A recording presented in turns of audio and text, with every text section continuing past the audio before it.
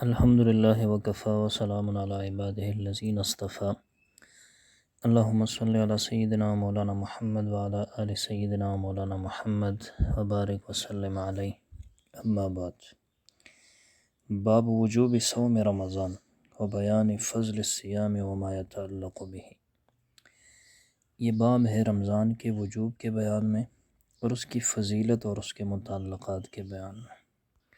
اور اس میں جو پہلی حدیث ذکر کی گئی ہے اس کا مضمون یہ ہے کہ رمضان المبارک میں گناہوں سے بچنے کا خاص اہتمام کیا جائے۔ تو حدیث پڑھتے ہیں۔ بسم اللہ الرحمن الرحیم۔ عن ابی ہریرہ رضی اللہ عنہ قال، ابو ہریرہ رضی اللہ تعالیٰ عنہ سے روایت ہے، فرماتے ہیں قال رسول اللہ صلی اللہ علیہ وسلم، کہ رسول اللہ صلی اللہ علیہ وسلم نے ارشاد فرمایا، قال اللہ عز وجل، کہ اللہ رب العزت ارشاد فرماتے ہیں، کل عمل ابن آدم لہ، کہ ابن آدم کا ہر عمل اس کے لیے ہوتا ہے، الا الصیام، مگر روزہ، فإنہ لی وأنا اجزی بہ، کیونکہ یہ روزہ میرے لیے ہے اور میں اس کا بدلہ دوں گا، والصیام جنۃ، اور روزے جو ہیں وہ ڈال ہیں، فإذا کان یوم صوم احدکم، جب تم میں سے کسی ایک کا روزہ ہوتا ہے، فلا یرفث، تو وہ گالی گلوچ نہ کرے، ولا یسخب، اور وہ شور اور غوغا نہ کرے، فإن سابہ احد، اگر کوئی اس کو گالی دے، او قاتلہ، یا اس کے ساتھ لڑائی کرے، فلیقل انی صائم، تو اس کو چاہیے کہ یہ کہے کہ میں روزے میں ہوں، والذی نفس محمد بیدہ، اور قسم ہے اس ذات کی جس کے ہاتھ میں محمد کی جان ہے، لخلوف فم الصائم، روزہ دار کے منہ کی بو، اطیب عند اللہ من ریح المسک، وہ زیادہ پاکیزہ ہے اللہ کے نزدیک مشک کی خوشبو سے، للصائم فرحتان، روزہ دار کے لیے دو خوشیاں ہیں، یفرحہما، جس کی وجہ سے وہ خوش ہوتا ہے، اذا افطر، جب وہ افطار کرتا ہے، فرح، تو اس کو خوشی ملتی ہے، خوش ہوتا ہے، وَإِذَا لَقِيَ رَبَّهُ، اور جب وہ اپنے رب سے ملاقات کرے گا قیامت کے دن، فرح بصومہ، تو وہ خوش ہوگا اپنے روزے کی وجہ سے، متفق علیہ، یہ حدیث متفق علیہ ہے، یعنی امام بخاری اور امام مسلم رحمہ اللہ دونوں نے اس کو روایت کیا ہے۔ آگے فرماتے ہیں، وَهَذَا لفظ روایت البخاری، اور یہ الفاظ امام بخاری کی روایت کے ہیں، وفی روایت لہو، اور ایک اور روایت میں ہے، یترک طعامہ وشرابہ وشہوتہ، کہ یہ انسان اپنا کھانا چھوڑ دیتا ہے، اپنا پینا چھوڑ دیتا ہے، وشہوتہ، اور اپنی خواہش چھوڑ دیتا ہے، من اجلی،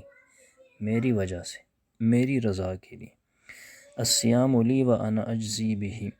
تو روزہ میرے لیے ہے اور میں اس کا بدلہ دوں گا، والحسنۃ بعشر امثالہا، اور ایک نیکی اس کے 10 گنا ثواب ملتا ہے، وفی روایت لمسلم، اور امام مسلم رحمہ اللہ کی روایت میں ہے، کل عمل ابن آدم یضاعف، ابن آدم کا ہر عمل یہ مضاعف ہوتا ہے، دگنا ہوتا ہے، الحسنات بعشر امثالہا الی 700 ضعف، اور نیکیاں یہ دو چند ہوتی ہے، 10 گنا بڑھتی ہے، الی 700 ضعف، 10 گنا سے لے کر 700 گنا تک یہ بڑھتی رہتی ہے، اور اس کا ثواب 700 گنا تک لکھا جاتا ہے۔ قال اللہ تعالیٰ، اللہ تعالیٰ فرماتے ہیں، الا الصوم، کہ ابن آدم کے ہر عمل کا بدلہ اس کو ملتا ہے، فرشتے اس کو اس کا عمل کا بدلہ دیتے ہیں، الا الصوم، سوائے روزے کے، فإنہ لی وأنا اجزی بہ، کیونکہ یہ میرے لیے ہے اور میں خود اس کا بدلہ دوں گا، یدع شہوتہ وطعامہ من اجلی، یہ اپنی خواہش کو چھوڑتا ہے اور اپنے کھانے پینے کو چھوڑتا ہے میری وجہ سے، للصائم فرحتان، روزہ دار کو 2 خوشیاں میسر ہوتی ہیں، فرحۃ عند فطرہ، ایک خوشی اس کے روزہ افطار کرنے کے وقت، وفرحۃ عند لقاء ربہ، اور دوسری خوشی اس کے اپنے رب سے ملاقات کے وقت، ولخلوف فیہ اطیب عند اللہ من ریح المسک، اور روزہ دار کے منہ کی بو اللہ کے ہاں مشک کی خوشبو سے بھی زیادہ پاکیزہ اور لطیف ہے۔ حدیث کی تشریح، اللہ تعالیٰ نے انسان کی تخلیق کچھ اس طرح فرمائی ہے کہ کہ اس کا وجود روحانیت اور حیوانیت کا جامع بن گیا ہے۔ اس کی طبیعت میں وہ سارے مادی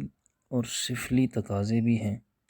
جو ایک حیوان میں ہوتے ہیں، اور اس کی فطرت میں روحانیت اور ملکوتیت کا وہ نورانی جوہر بھی موجود ہے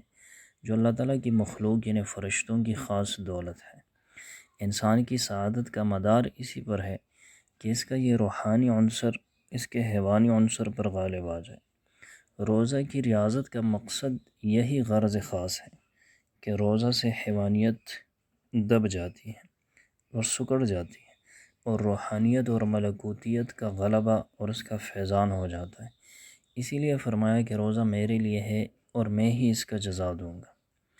وجہ یہ ہے کہ جملہ اعمال حسنہ میں سے ہر ایک کی جزا اور اس کا اجر و ثواب بیان کر دیا گیا ہے، سوائے روزے کے کہ اس کے بارے میں کہا گیا کہ اللہ ہی اس کا اجر دے گا۔ چنانچہ ایک روایت میں یہ الفاظ ہیں کہ آپ صلی اللہ علیہ وسلم نے ارشاد فرمایا کہ ابن آدم کے ہر عمل میں اضافہ کیا جاتا ہے کہ ہر نیکی کی جزا 10 سے 700 گنا تک دی جاتی ہے۔ اللہ تعالیٰ فرماتے ہیں سوائے روزے کے کہ وہ میرے لیے ہے اور میں ہی اس کی جزا دوں گا، اور قرآن کریم میں ارشاد ہے انما یوفی الصابرون اجرهم بغیر حساب، کہ صابرین کو اجر بلا حساب دیا جائے گا۔ اور مفسرین کے قول کے مطابق اس آیت میں صابرون سے مراد روزے دار ہیں۔ روزہ مومن کے لیے گناہوں سے بچنے کی، بدگوئی اور بد زبانی سے احتراز کی، اور ہر بری بات سے اجتناب کی، اور جہنم کی آگ سے بچنے کی ڈال ہے۔ اس لیے ضروری ہے کہ جس کا روزہ ہو وہ کوئی بری بات منہ سے نہ نکالے، بلکہ اگر کوئی اس کو برا بھلا بھی کہے اور اس سے لڑنے کو آمادہ ہو جائے تو صرف اتنا کہے کہ میں روزے سے ہوں۔ اور جب قیامت قائم ہو جائے گی اور دنیا کے سارے پیمانے بدل جائیں گے اور ہر چیز کی کیفیت اور حالت مختلف ہوگی، تو وہاں ان خوشبوؤں کا اعتبار باقی نہیں رہے گا جو دنیا میں انسان کی قوت شامہ کے لیے مرغوب ہیں۔ وہاں روزہ دار کے منہ کی بو کی لطافت اور پاکیزگی مشک سے بھی زیادہ اور درچند ہو جائے گی۔ ایک اور بات یہاں ارشاد فرمائی ہے کہ روزہ دار کو 2 خوشیاں حاصل ہوتی ہیں، ایک دنیاوی اور دوسری اخروی۔ جب وہ روزہ افطار کرتا ہے تو خوش ہوتا ہے، اور جب وہ اللہ سے ملاقات کرے گا اور روزے کا اجر و ثواب اور اس کے صلے میں ملنے والے درجات اور مقامات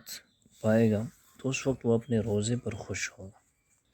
اللہ تعالیٰ سے دعا ہے کہ اللہ تعالیٰ ہم سب کو اس ماہ رمضان کے اہمیت کو سمجھنے کی توفیق عطا فرمائے۔